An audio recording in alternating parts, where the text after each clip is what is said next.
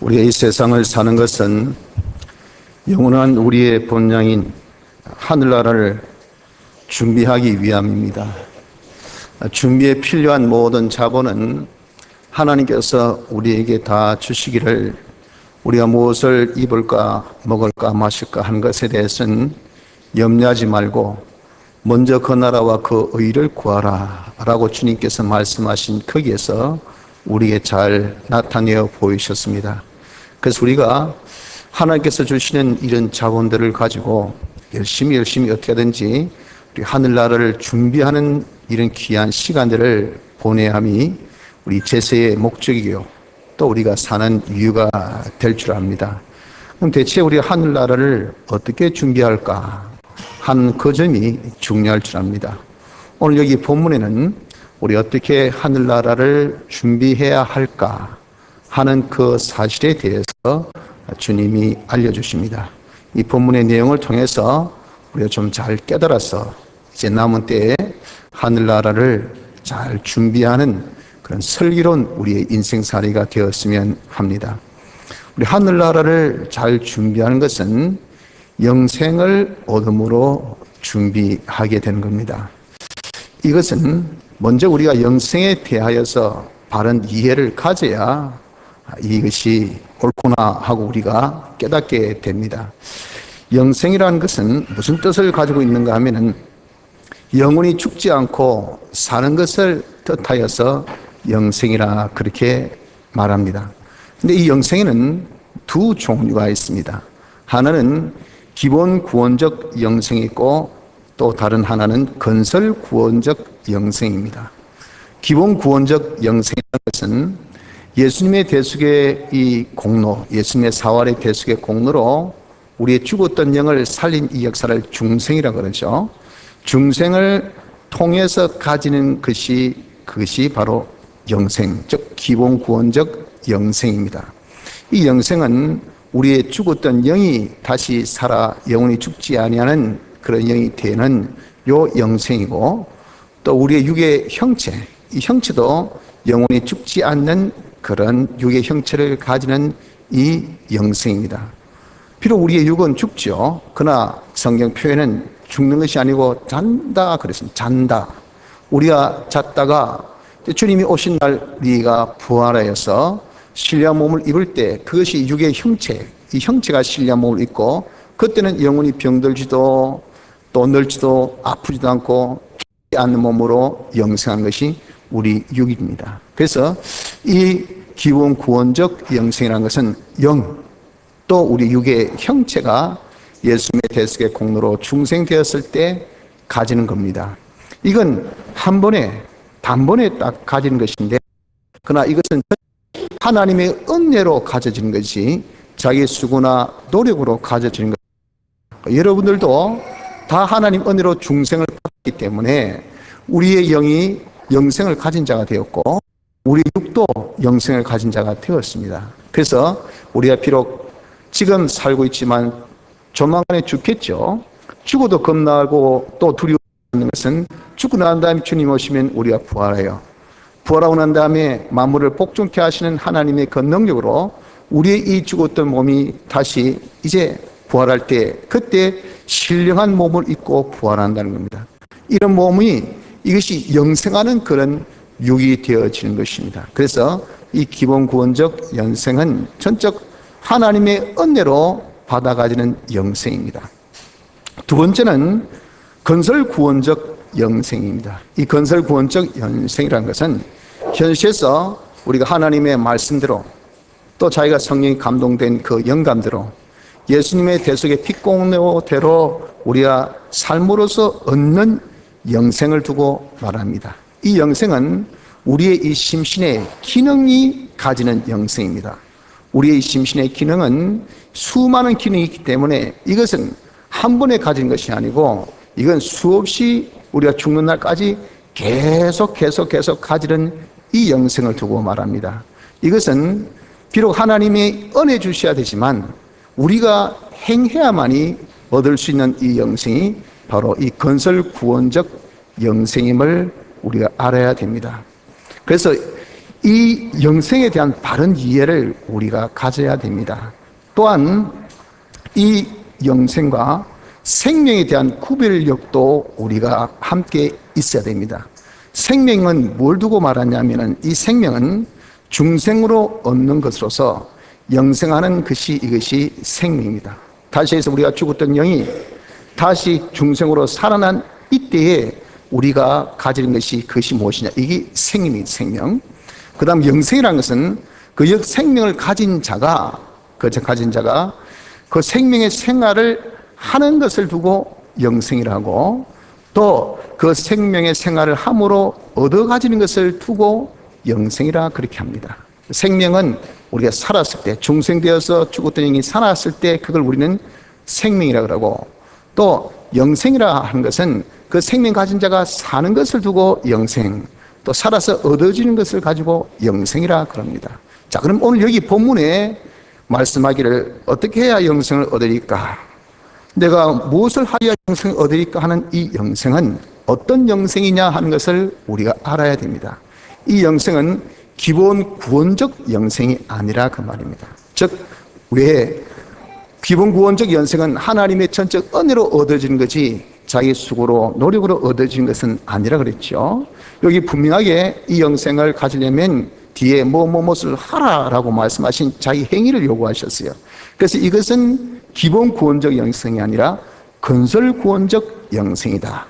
즉, 이 영생은 우리의 영의 영생이 아니고 우리 육의 형체의 영생이 아니라 건설 구원적 영생, 즉 심신의 기능이 영생하는 이 영생을 두고 말씀한다 하는 것을 우리가 알 수가 있는 겁니다.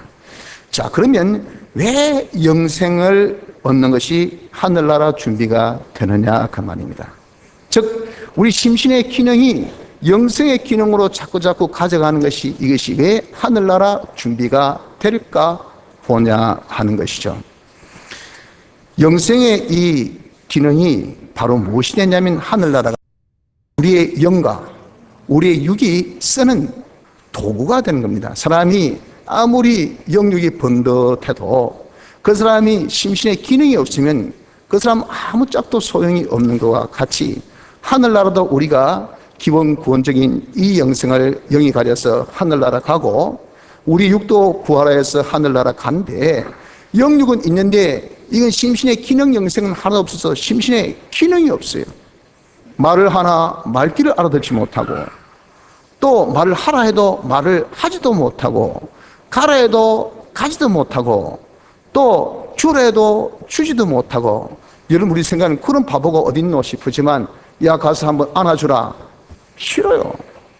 그런 사람 얼마나 많습니까? 가서 따다 위로도 해주고 방문도 하고, 아, 나 그 사람 싫습니다. 뭐 꼴보기도 싫습니다. 안 가고 싶습니다. 가는 것이 뭐가 어렵습니까만서도 그렇게 안 간다고요.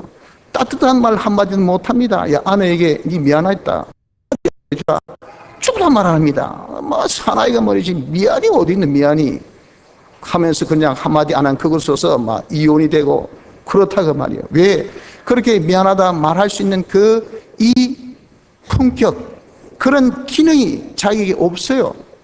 그래서 여러분들, 사람은 뜬그리하게 멀쩡한 사람인데 이건 엉망진창이에요. 왜 그럴까요?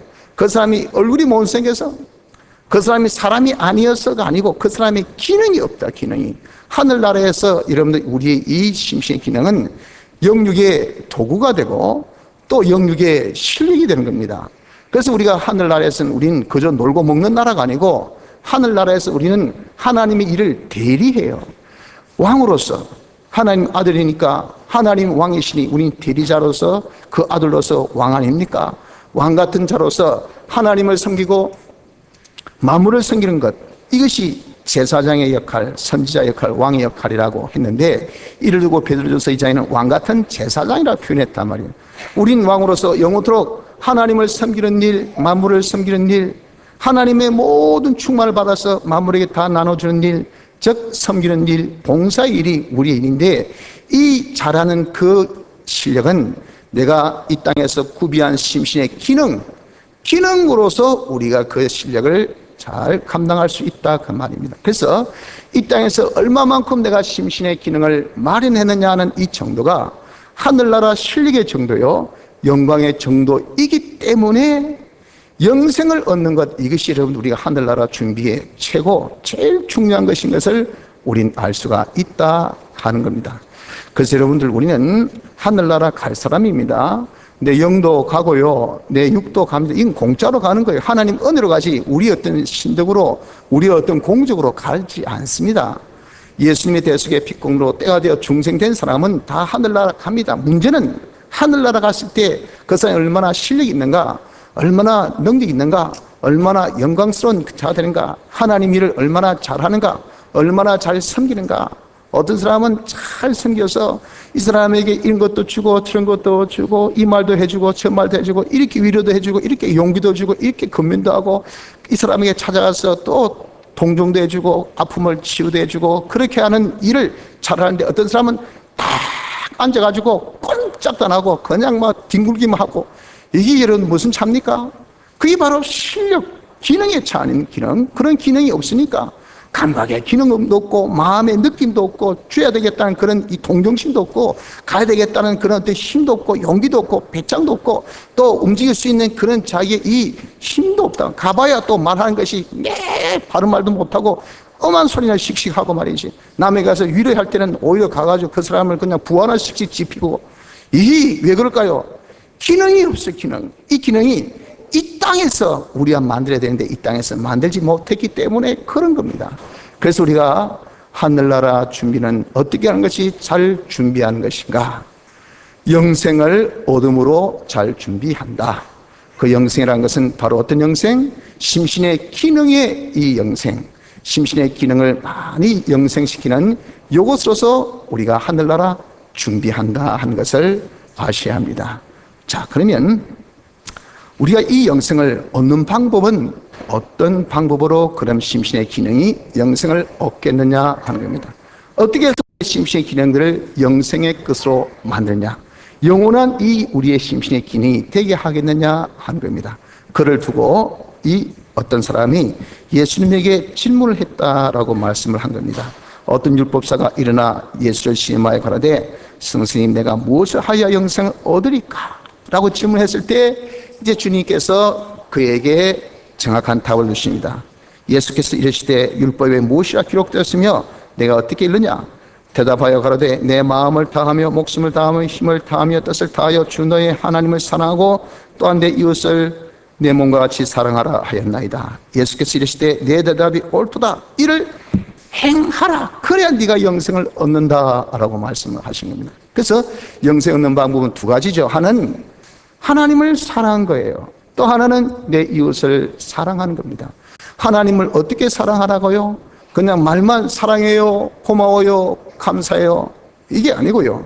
내 마음을 다하고, 내 목숨을 다하고, 내 힘을 다하고 뜻을 다하여. 이 마음은 자기 인격의 자소라 그렇게 표현했죠. 자기 인격을 다 기울이라고요.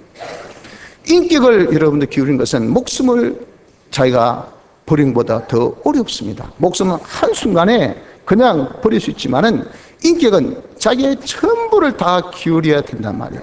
그러니까 제일 먼저 인격 자소인 마음을 두고 말했습니다. 네 마음을 다해서 하나님을 사랑하고, 네 목숨을 다해서 하나님을 사랑하고, 너가 또 힘을 다해서 하나님을 사랑하고, 뜻을 다하여서 이렇게 하나님을 찐하게 사랑해야 된다 하는 겁니다.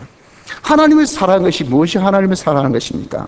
하나님을 사랑한다는 것은, 그것은 바로 나의 계명을 가지고 지키는 자라야 나를 사랑하는 자니, 요한복음 14장 21절의 말씀같이 계명을 지키는 것이, 이것이 하나님을 사랑하는 겁니다. 그래서 여러분들, 오늘 같은 주일날 우리가 계명 지키기 위해서 주일 지키고, 거짓말 안 하고, 도적질 안 하고, 간음 안 하고, 우리가 모든 생활에 있어서 불만 품지 않고 만족하고, 이렇게 하는 것이 왜 그렇게 합니까? 하나님을 사랑하는 것이기 때문에.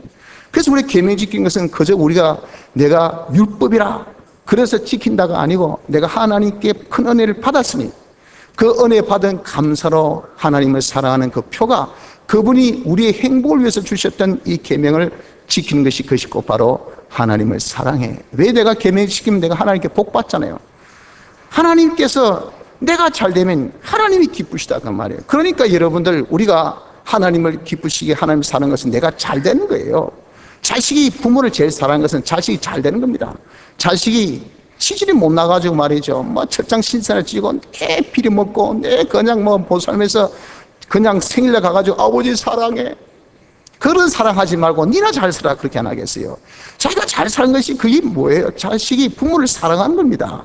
우리가 하나님을 사랑하는 것은 내가 잘 되는 것은 계명 지켜야 돼요. 그래서 우리가 계명 지키는 것이 곧 하나님을 사랑하는 것이라 그랬다고요. 그러므로 우리가 영생 얻는 것은 첫째, 계명을 지켜 하나님을 사랑하는 것. 어느 정도?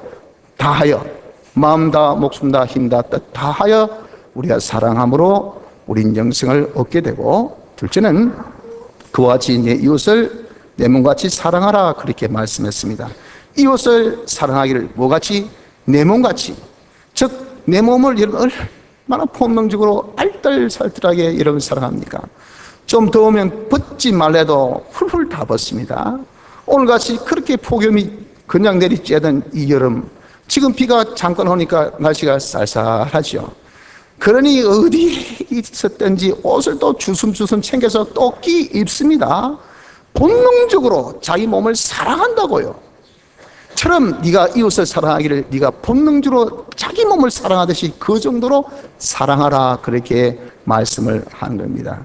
그런데 이 사랑이 하나님을 사랑함으로 하라고 하셨다고요. 하나님께서 말씀하시기를 요한 1서 4장 20절 하반절에 보는 바 그 형제를 사랑치 아니한 자가 보지 못하는 바 하나님을 사랑할 수가 없느니라. 우리가 여러분들 보는 이 형제를 사랑치 아니하면서 보이지 않는 하나님을 사랑한다는 것은 어불성설이에요. 이 말도 안 되는 소리입니다. 하나님의 자녀, 하나님의 속한 백성이 사람인데, 하나님의 이 다 형상으로 지음받은 사람인데, 그것은 하나님을 여러분들 우리에게 나타난 존재 아닙니까? 그럼 그것을 사랑한 것이 곧바로 그것을 만드신 하나님을 사랑하는 것이 되는 거예요. 근데 이 보는 바 형제를 사랑치 아니한 자가 보이지 않는 바 형제를, 하나님을 어떻게 사랑하겠어요? 말도 안 돼. 그래서 여러분, 우리는 형제를 사랑할 때 하나님을 사랑하듯이, 하나님과 사람이라는 것은 연관이, 이건 불가분의 관계가 아닙니다. 절대 이는 끊어져야 끊어질 수가 없는 불가분의 관계라고요. 그래서 우리가 하나님을 사랑함으로 형제를 사랑한 거예요. 아내를 사랑한 것도 하나님을 사랑하기 때문에 아내를 사랑합니다. 남편을 사랑한 것도 하나님을 사랑하기 때문에 남편을 사랑한 겁니다. 자식을 사랑한 것도 하나님 사랑하기 때문에 자식을 사랑하는 거예요. 이렇게 우리가 하나님의 사랑, 하나님 사랑 때문에 이 형제를 사랑하라라고 말씀을 하실 겁니다. 이 말은 형제를 사랑하기를 하나님 사랑으로 사랑하라 그 말이죠. 하나님의 사랑이 어떤 것입니까? 하나님의 사랑은 영원 자존적 사랑입니다. 그 사랑은 다시 하겠어 어떤 근원이, 동기가 사람에게 있지 않고 저 사람 이쁘니까 사랑한다, 여자니까 사랑한다, 친구니까 사랑한다, 내 동료니까 사랑한다, 나를 스포트하니까 사랑한다, 나에게 호감 가지니까 사랑한다. 이건 인간적인 그런 사랑이에요. 다 이성적인 그런 사랑의 요소들입니다. 형제간의 사랑의 이유들입니다. 그러나 하나님은 뭐 때문에가 아니에요. 그 때문에 동기는 자전하신 하나님 때문에 사랑하신, 그 하나님은 변함이 없는 분이잖아요. 그래서 그 사랑은 불변적 사랑입니다. 그렇기 때문에 아무런 조건이 우리에게 있을 수 없어서 무조건적 사랑입니다. 하나님은 우리에게 어떤 조건을 보고 사랑하지 않습니다. 따지거나 묻지 않아요. 너 잘났나? 사랑. 못생겼나? 가라. 너 나한테 바쳤나? 사랑. 너 안 바쳤나? 너는 사랑 안 해. 이렇게 하나님은 따지거나 묻거나 그렇게 하지 않는 무조건적 사랑이에요. 그분은 변함이 없는 영원 불변의 사랑으로 우리를 사랑하실 때 모든 것을 다 들여서 우리를 사랑하시길, 사람 되어 죽기까지 하신 그 희생적 사랑이, 이것이 하나님의 사랑이라 그 말입니다. 그래서 여러분, 우리가 하나님을 사랑하듯이 이웃을 이렇게 우리는 정말 무조건적으로, 그리고 아주 우리가 정말 불변적으로 희생적인 그런 사랑으로 이웃을 사랑하는, 이것이 바로 무엇입니까? 우리가 심신의 기능을 영생의 기능으로 만드는 방법인 것을 기억해야 합니다. 자, 그러면 말이죠, 구체적으로 어떻게 하는 것이 이웃 사랑하는 것일까요? 우린 좀 전에 이웃을 내 몸같이 사랑하라 그랬잖아요. 그 사랑을 하나님 사랑으로 해라 했잖아요. 그래서 우리는 변함없는 조건 없는 희생적인 사랑으로 하자 하는 것은 너무 좀 추상적입니다. 그렇기 때문에 이것이 이런 우리 삶에 그대로 실천하기는 참 어려워요. 그래서 이것을 주님은 쉽게 우리에게 비유로 설명해 주셔서 야, 이것이 사랑이다. 이같이 사랑하라 라고 말씀을 하신 것이 바로 선한 사마리아인의 비유로 말씀을 해 주셨어요. 어떤 사람이 예루살렘에서 여리고로 지금 내려갑니다. 이것은 예루살렘은 높은 고지고 여리고는 저기 요단강 가에 있는 이런 도시이기 때문에 밑에 있어요. 그래서 내려간다 표현되어 있습니다. 내려가다가 강도를 만났어요. 강도가 아주 악한 강도인 모양이에요. 그냥 다 빼앗기고, 그러니까 뭐 옷까지 빼앗긴 거죠. 그래서 죽으라고 패고, 그리고 이제는 방치했는데 거의 죽을 지경에 그냥 길에 이제 놓여있고, 그냥 그 사람들은 도망가 버렸어요. 그 길에 있는 사람을 제사장이 가다가 봤단 말이에요. 제사장은 어떤 사람입니까? 자칭 대단히 하나님을 잘 섬기고 대단히 사람을 사랑하고 굉장히 율법을 잘 지키는 아주 어렵고 경건한 대명사입니다. 제사장. 이 제사장이 딱 보고 모른 척하고 딱 지나갔다. 귀찮다고 말이죠. 힘들다고 말이죠. 그래서 그냥 싹 지나갔어요. 레위인이 다음으로 지나갔는데 레위인도 보고 그냥 지나가기. 레위인은 제사장에 속한 족속으로서 12지파 중에서 제일 거룩하고 경건한 이들이 레위인들입니다. 그 사람도 또 그냥 모른 척하고 지나가더라 그 말이에요. 셋째는 사마리아인이 지나갑니다. 사마리아인은 어떤 사람이냐면은 이스라엘 12이 지파 중에서 유다와 시몬 지파 외에 이 지파는 다 어떤 지파냐면 이것은 다 사마리아인들입니다. 왜? 이들은 다 서로 아수르의 그런 정벌 이후에 혼혈이 돼가지고 이건 피가 순수한 혈통이 아니에요. 그래서 이 유대인들은 이들을 개같이 여겼습니다. 짐승같이. 너는 유대인이 아니다 하고 아주 그냥 멀리한 그런 개같이 여겼던, 짐승같이 여겼던 그런 사람들이 사마리아인들입니다. 반쪽 혈통이죠. 반쪽 혈통. 쉽게 해서 혼혈족입니다. 혼혈족. 이 사람은 인간 취급도 못 받는 그런 사람, 뭐 다른 사람이 인간 취급을 받을지 모르지만 지금 맞아서 누워있는 이 히브리인, 이 사람이 인간 취급도 못 받는 이 사람이 지나다 보고 아이고 불쌍하다 해가지고 기름 또 포도주는 잠깐의 그런 어떤 소독할 수 있는 그 정도의 그런 약효가 있는 것이겠죠.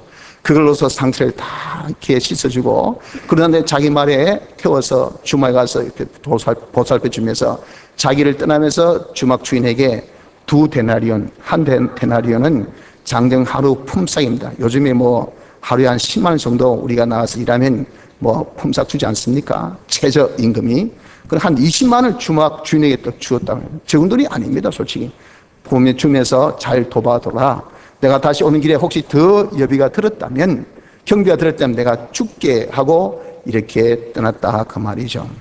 그러면서 이 중에 누가 참된 이웃이냐, 진짜 이웃을 사랑하는 사람이 누구냐 라고 질문했을 때 바로 이 사마리아인, 즉 자비를 베푼 이 사람이 누군가, 이 사람이 바로 진정한 이웃인 것을 말씀하고 있다 그 말입니다.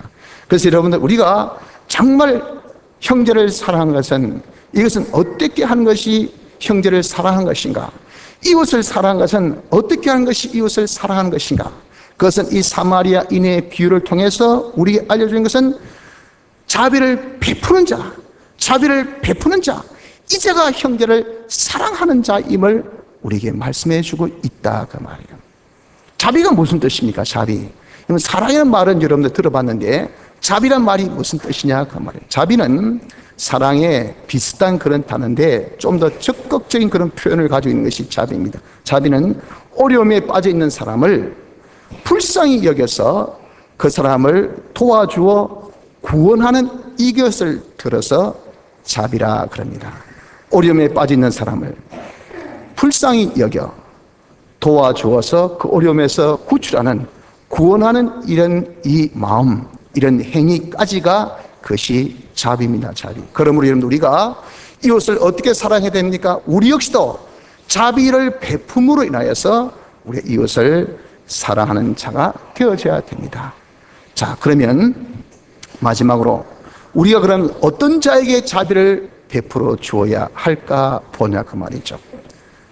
답은 간단하죠. 또 정확하죠. 뭡니까? 어려움에 빠진 자들에게 우리가 자비를 베풀어 주어야 됩니다. 아무런 어려움에 빠지지 않고 그냥 모든 것이 넉넉하고 부족함이 없는 자에게 우리는 자비를 베풀 리가 없습니다. 베풀어 줄 리도 없고요. 또 줄 필요도 없습니다. 어려움에 빠진 자들에게 자비를 베푸십시오. 이것이 이웃을 사랑하는 것이고요. 그렇게 해야 우리가 심신의 기능이 영생을 가지게 됩니다. 이것이 우리가 하늘나라의 실력을 준비하는 베품의 실력, 봉사의 실력을 준비하는 진짜 우리가 하늘나라 잘 준비하는 거예요. 그럼 이 어려움에 빠진 사람은 어떤 사람이 누가 어려움에 빠져 있는 사람이냐 하는 겁니다. 우리 생각에는 돈 없는 사람, 어떤 사람은 직장 없는 사람, 어떤 사람은 정말 홀몸 단신인 사람, 가족이 없고 형제가 없고 자매가 없고 장가도 못 가고 시집도 못 가고 홀로 있는 사람, 참 그 사람들을 아주 어려움이 있고 불쌍한 사람이라 그렇게 우리가 볼 수 있겠죠. 또 사업하다가 망한 사람, 또는 졸지에 사고를 만난 사람 등등 많은 수많은 사람들을 우린 어려움에 빠졌다라고 말을 하긴 합니다. 그러나 여러분들, 우리가 제일 큰 어려움에 빠진 사람, 이 사람은 어떤 사람이 제일 큰 어려움에 빠진 사람이냐 하면은 바로 죄와 불의와 하나님과 불목에 빠진 사람이 제일 큰 어려움에 빠진 사람입니다. 왜 그럴까요? 죄가 있는 사람은 절대 고통을 벗어나지 못하고 죽음을 벗어나지 못합니다. 불의가 있는 사람은 절대 그 사람은 가난을 벗어나지 못합니다. 하나님과 불목이 있는 사람은 절대 그 사람은 절망에서 헤어나지 못합니다. 이런 사람은 여러분들 정말 돈으로도 권세로도 힘으로도 재능으로도 세상 무엇으로도 절대 그 사람의 고통을 없게 해주지 못해요. 육체의 고통은 잠깐 진통제로 가시게 하지만 마음의 고통은 뭐로 가시게 하겠습니까? 술로? 참 됩니까? 또 세상 이런저런 어떤 유흥으로 됩니까? 안 돼요. 죽음 무엇으로 여러분들 벗어나게 합니까? 권세로? 천만의 말씀. 자기 재능으로 웃긴 소리, 돈으로 아이고 철없는 말, 어떤 것으로도 절대 여러분 사망에서 벗어나게 할 그런 세상에 이 세력이나 도움이 있을 수가 없어요. 가난, 물질이 부하다고 여러분 그 사람이 부합니까? 물질이 부해도 마음의 가난이 있는 사람이 얼마나 많습니까? 인적인 가난을 가진 사람이 얼마나 많습니까? 자기 돈은 많아도 친구는 없어. 와가지고 선생님, 사장님, 회장님, 형님, 동생 하지만 속은 얘놈 자식아, 이 도둑놈아 하고 욕하는 것이 자기 귀에 다 들려요. 그러면서 그 앞에 구신구신 걸 때 자기는 얼마나 외로움을 더 느끼겠습니까? 나는 돈은 있지만 사람은 없단 말이에요. 사람은 없다고요. 여러분들, 우리가 이렇게 진정한 이 세상의 가난이 얼마나 우리를 괴롭고 힘들게 만듭니까? 거기에서 여러분 벗어날 것이 무엇이 우리의 가난을 벗어나게 해줘요? 내 심령의 가난을, 내 마음의 가난을 누가 벗어나게 해줍니까? 절망감, 인생을 살면 살수록 여러분들 우리가 얼마나 많은 절망에 빠집니까? 경기가 조금 더 흔들리도, 또 세상의 이 사회적인 그런 여러 가지 불안의 요소가 우리가 보여줘도, 요즘에 우리나라 이 국방을 두고도요, 이쪽은 하자, 저쪽은 하지 말자, 이런 지역의 이기주의로 인해서 국방이고 나라고 민족이고 이런 것은 상관없고 내 배만, 내 안위만 생각하는 것을 보면서 여러분들, 나 자신도 마찬가지지만 모든 사람이 다 그러니까 이렇게 국론의 분열을 보면서, 이야, 우리나라 진짜 절망스럽다, 앞으로 어떻게 될까 하는 이런 요소들이 여러분들 어디 한두 가지입니까? 이게 권력으로 해결됩니까? 돈으로 해결됩니까? 안 된다고요. 지역의 이기주의, 어떤 단체 이기주의, 이것에 서로 대립이 여러분들 무엇을 지금 중재됩니까? 중재 안 돼. 그러니까 별 끝도 아닌 것 가지고 계속 유보. 이러니 이런 국가의 모든 이 국정이 말이죠, 딱 참 어금니 이 톱니가 바퀴 딱 물듯이 착착 돌아가도 이 경쟁사에 이길까 말까 하는데, 이거는 헛바퀴만 팽팽 돌고 있으니 여러분들 우리 모두가 답답하다 그 말이에요. 이런 절망감을 무엇으로 우리가 해결해 주냐 그 말이에요. 여러분들, 이렇게 우리가 도무지 세상에 무엇으로 해결해 줄 수 없는 것이 제 문제입니다. 불의 문제입니다. 하나님과의 불목 문제예요. 그래서 우리는 여기에 빠진 사람을 제일 불쌍하다 그렇게 말합니다. 돈이 없어도 그 사람이 불쌍한 사람 아닙니다. 돈 없어도 여러분들 행복 가진 사람 많아요. 뭐 진짜 없는 사람 불쌍합니까? 뭐 아직 그 아르바이트 뛰면 되지 뭐 안 그래요? 요즘에는 그냥 나가서 그쪽 움직이면 돈 한 푼 두 푼 버는데 뭐 그래가지고 저 가가지고 뭐 저기 뭐 슈퍼에 가지고 뭐 요즘 일회용품 얼마나 많습니까? 가서 뭐 한 끼 떼어놓는 것 그까짓 것 돈이 없는 것이 그것이 여러분들 불행이 아니에요. 그게 불쌍이 아닙니다. 그게 어려움이 아닙니다. 잠깐의 불편함밖에 없지요. 진정 어려움에 빠진 사람이 누구입니까? 어느 것도 무엇도 해결해 줄 수 없는 죄에 빠져 있는 사람, 불의에 빠져 있는 사람, 하나님과의 그런 거스림, 하나님과의 이런 불목에 빠져 있는 이 사람이 제일 어려움에 빠진 사람입니다. 구체적으로 이 사람이 어떤 사람들입니까? 이 사람들은 바로 예수 안 믿는 사람이에요. 즉 예수 믿는다는 이름은 가지고 있지만 예수 믿는 생활을 하지 않는 사람이 여러분들 제일 어려움에 빠진 그런 불쌍한 사람들입니다. 그 사람은 웃어도 웃는 게 아닙니다. 즐겨도 즐긴 것이 아니에요. 누려도 누리는 것이 아닙니다. 왜? 진정한 고통을 가시지 못하고, 진정한 가난을 배제하지 못하고, 진정한 절망을 자기가 뿌리 뽑지 못하고, 그 속에서 누린 일시의 착각적인 그런 환상적인 그런 기쁨, 그런 누림이기 때문에 그렇습니다. 그래서 여러분들 우리가 이런 자에게 자비를 베푸는 것이, 이것이 이웃을 사랑하는 것인 것을 알아야 됩니다. 자, 어떻게 자비를 베풀까요? 이런 자에게 우리가 자비를 베푸는 것은, 그것은 먼저 이 사람이 정말 어려움에 빠졌구나 하는 것을 우리가 인식해야 됩니다. 뭐 교회 안 다녀도 뭐 돈 많이 버는데 뭐 내보다 더 잘 사는데 뭐 내보다 자식도 더 잘 되는데 뭐 내보다 더 잘생긴데 뭐 저 사람 사장이고 나는 뭐 직원인데 천사님 무슨 어려움에 빠졌을까 하면요, 진정 그 사람에게 자비를 베풀 수가 없어요. 자비는 어려운 자에게 베푸는 거예요.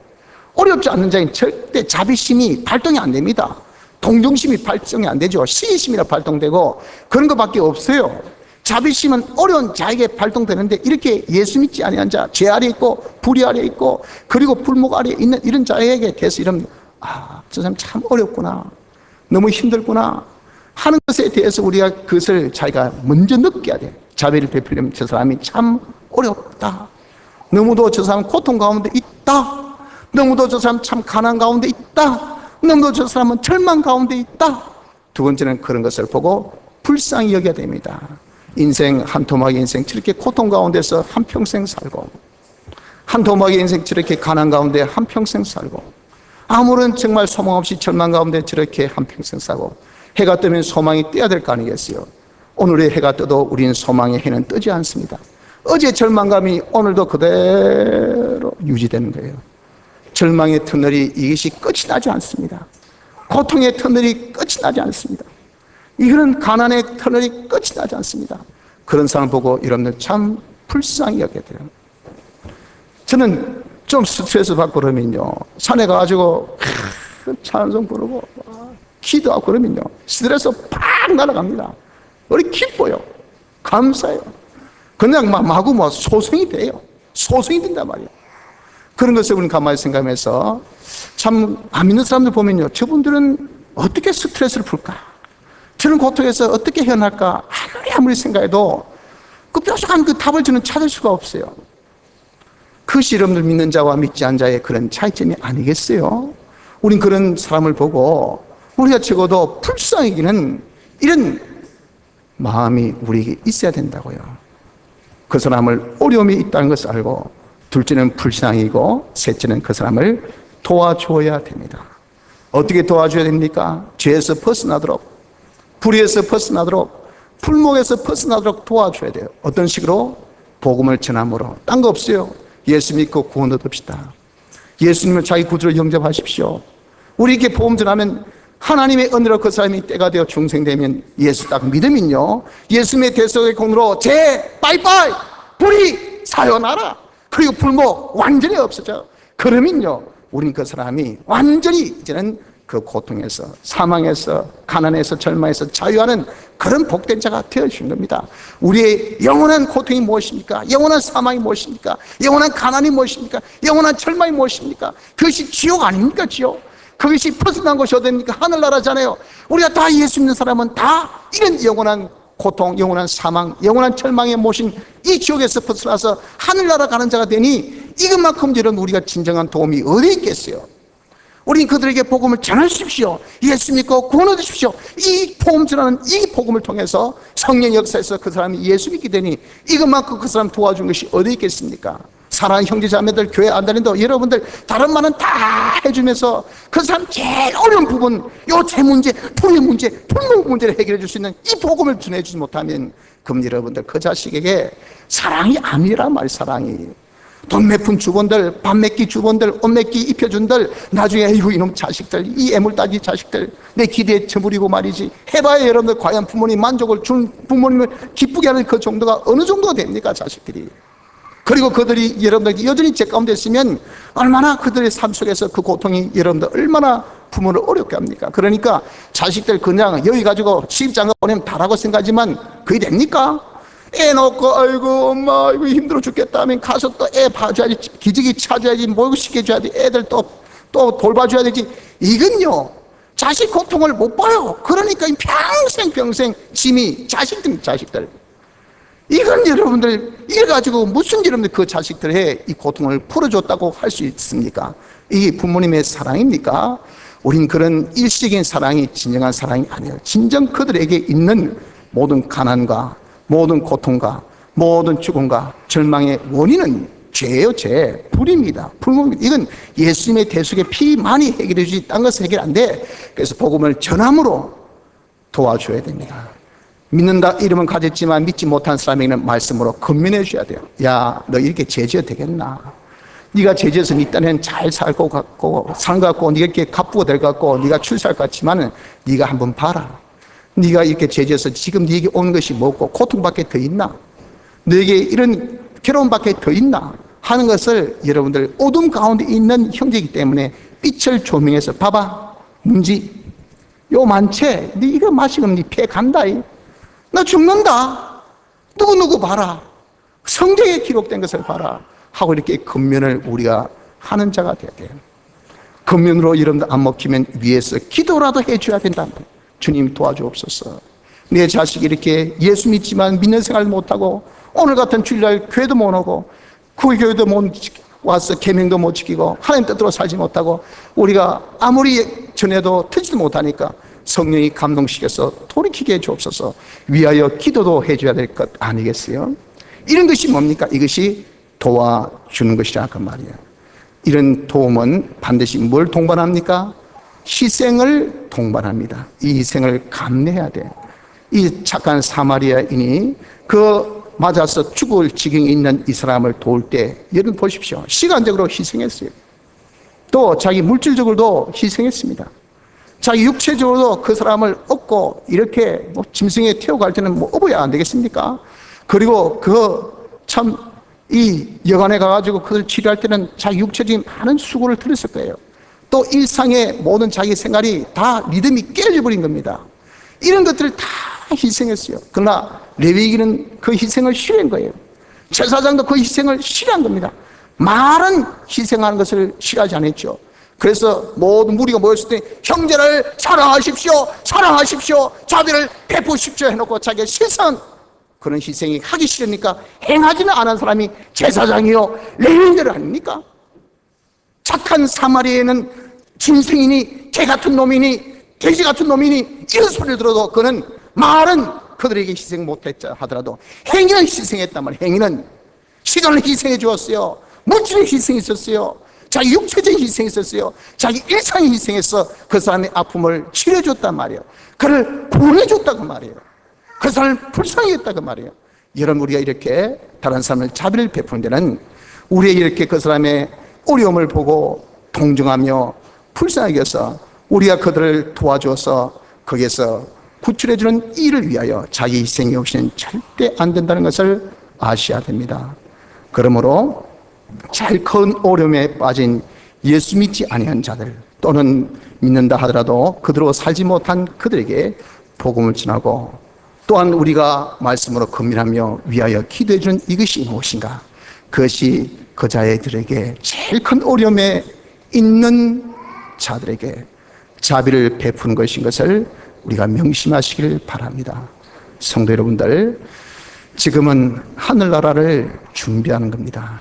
우리는 하늘나라 가서 할 일에 대한 실력을 구비해야 돼요. 그것이 우리의 심신의 기능입니다. 이 심신의 기능을 지금 살려야 해요. 살린 것은 형제 사랑하는 방법밖에 없다는 것을 말씀합니다. 형제 사랑은 자비를 베푸십시오. 어려움 있는 자들을 이런 불쌍하게 여겨서 도와주어 거기서 구원하는 것, 이것이 우리가 형제 사랑입니다.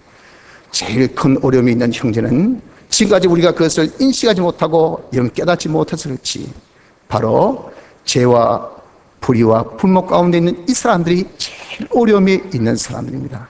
그 사람들이 누굽니까? 예수 안 믿는 사람들. 그 사람들이 누구지요? 믿다가 중단한 사람들. 이런 사람들이, 이런 우리가 자비를 베풀어야 될 대상들인 것을 알아서 내가 어떤 희생이라도 감내하여서 그들에게 복음도 전하고 말씀도 우리가 고민하며 위하여 기도하는 그런 수고를 통해서 그들을 구출하는 사랑의 실천자가 되어서 영생의 기능을 많이 마련하는 축복된 성도 되기를 힘써 봅시다. 다 같이 통성으로 기도드리겠습니다.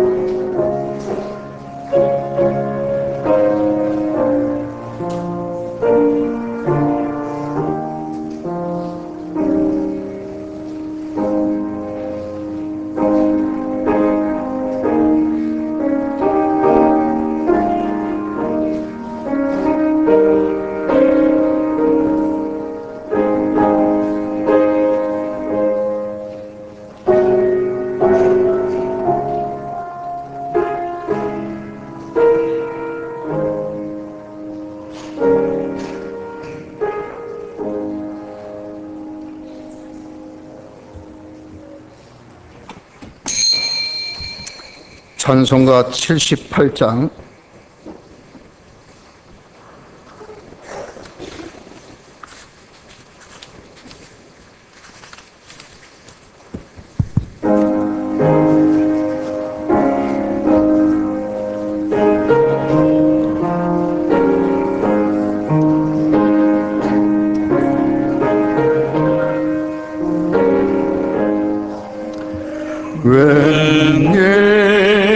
웬일인가 내 형제여 주 안에 믿다가 죄값을 지고 병벌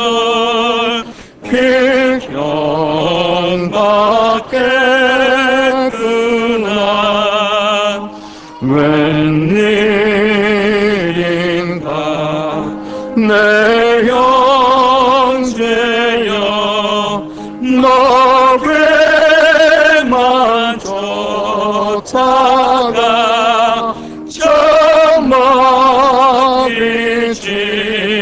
못할 때에 너도 가겠구나.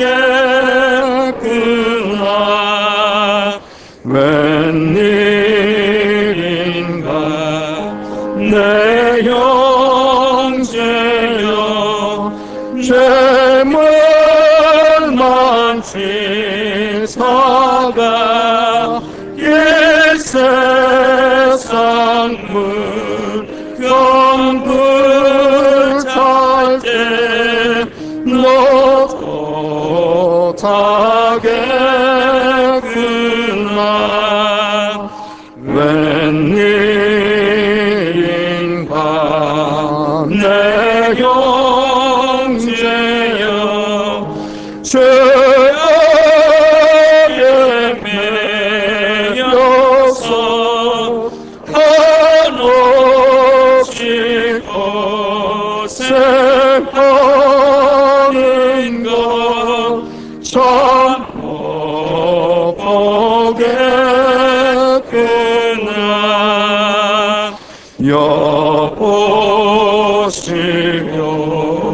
내 동포여 주께 오시며 십자가에 못 박힌 주 너를 사랑하네. 아멘.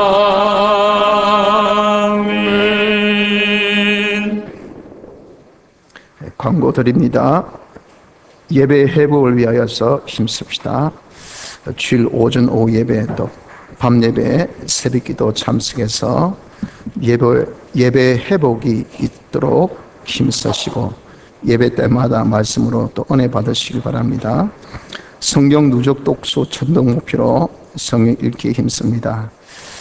벌써 이제 9월로 접어듭니다. 1년 반이 훌쩍 지났는데 여러분들 다 목표한 대로 성경을 열심히 읽어주시기 바라고, 현재까지 읽은 성경에 성경을 현재까지 읽고 있는 성경을 저에게 다 또 문자로 보내주시면 뒤에 다 또 누적 독서 기록하는 데 도움이 되겠습니다. 성경 공부에 힘쓰도록 해서 우리 하나님 알기를, 또 성경 열심히 읽는 데 도움받기를 힘쓰기 바랍니다. 우리 11월 셋째 주 함께 예배가 있습니다. 우리 잃은 양을 되찾는 운동입니다. 이런 운동을 두고 우리가 지금부터 형제를 사랑하는 자비심을 가져서 그분의 잃은 양 찾을 수 있는 되어지길 바랍니다.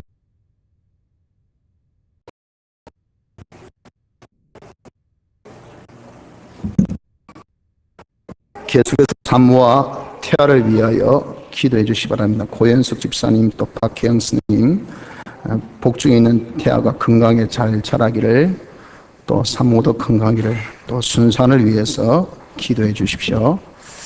연보 광고 드립니다. 항상 지켜주심 감사합니다. 주 안에서 하나 되는 저희 가정 되게 하옵소서. 주님 감사합니다. 항상 저희들을 지켜주시고 위로해 주셔서 감사합니다. 범사에 감사드립니다. 노모의 평안을 얻게 하옵소서. 물질 건강 주심 감사합니다. 하나님 사랑 말로만 할 것이 아니라 실천하게 하옵소서. 귀한 깨달음에 감사드립니다.